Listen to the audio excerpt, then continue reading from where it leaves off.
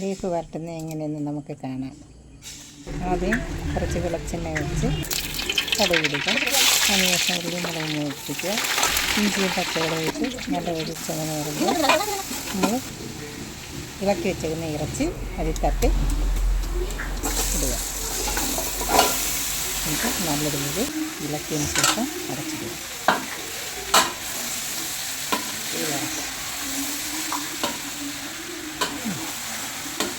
ഇനി അതിന് ശേഷം ഇത് ഇറച്ചി പാകമായപ്പോഴത്തേക്ക്